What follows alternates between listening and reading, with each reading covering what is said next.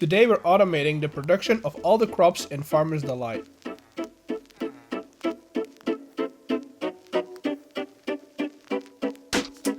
Welcome to a new video on the Create world. Last week we finished up some crop fields and the storage vaults for all the crops and seeds within the vanilla game, as well as those from Farmer's Delight. Today I want to expand the vault and get some farms in place. That way we can keep this place stocked for the eventual automation of some food. First thing we need to do is a lot of digging. I'm going to make a similar hallway as the one we have in the vault, but on either side we'll have these farming modules. They're going to be about this big, and well, I have a lot more of these to do. And I want to clear up some space above this level so I can process some byproducts of these farms. So let's get our drill ready and dig this place out.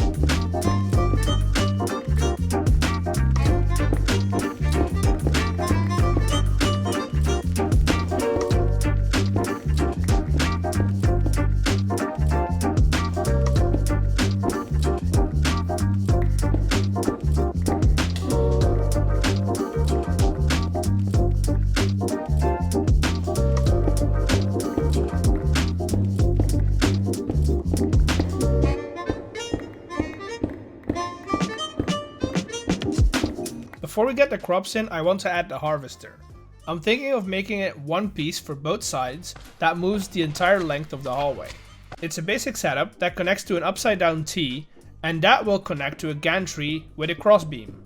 And if we get some power to this and flick the lever, it should come this way.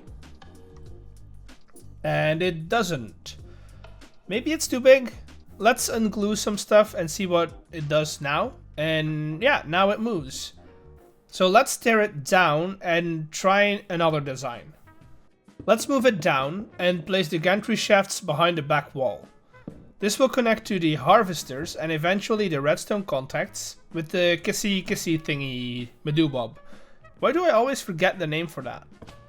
The downside of doing it this way is I need to have two different machines for either side of the hallway. Now let's get the other side built up.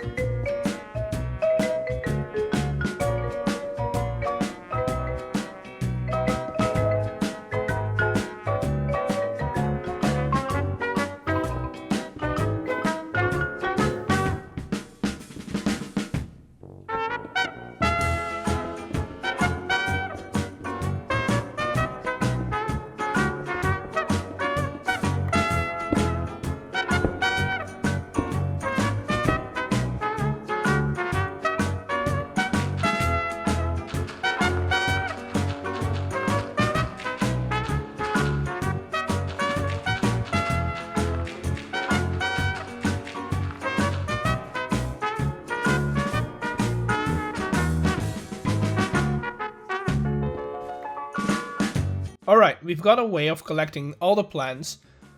Now we need to get them in their respected rooms. Before we do that, and to avoid trampling the crops over and over, I'll decorate the walls of this place first.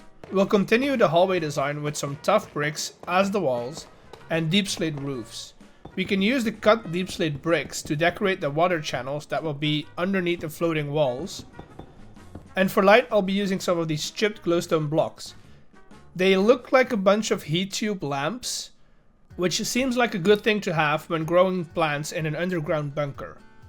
Eventually we'll close all of these compartments off with some tinted glass, that way we won't get light spilling into the hallway. And we can still use our redstone lamp effect. Talking about the hallway, let's get that built up as well.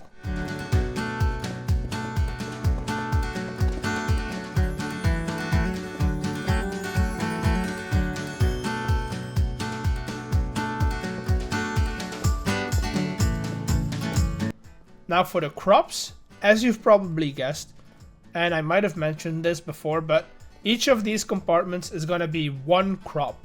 I'll probably edit this into a tiny montage of me planting seeds all over the place, but yeah, here we go.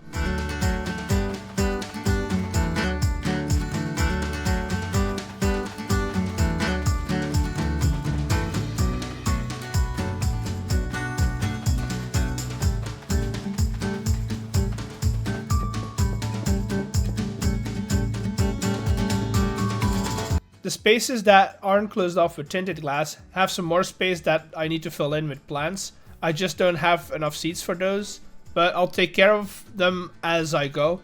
For now, I need to extend the hallway a little bit more because we have some other things to add. There's some too tall crops and others that aren't in here yet, so I'll be back when I get everything ready for that. For the too tall crops, I have rice and sugarcane. Both are going to be planted one block lower than the rest. The sugarcane I'll plant in rows, just like these. Mostly because we need the water next to it to keep it growing. As for the rice, we'll flood the entire thing and then plant whatever rice we have. I will also keep my eye out on this compartment and fill in the rest whenever I can. Next up is the berries. I don't really have sweet berries yet, but there is a taiga village not too far away, so let's go on a little adventure.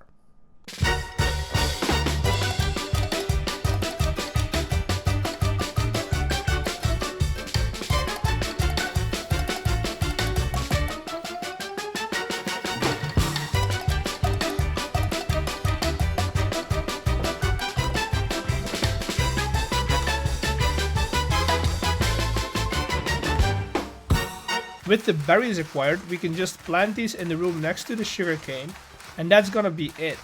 Glowberries, on the other hand, need to be planted, for the lack of a better word, on the ceiling.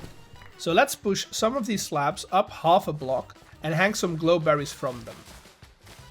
Okay, that's most of the crops done. I also extended the reach of the harvester to come all the way back to the berry boxes. There's 2 more plants that I want to automate over here. And those are bamboo and cactus.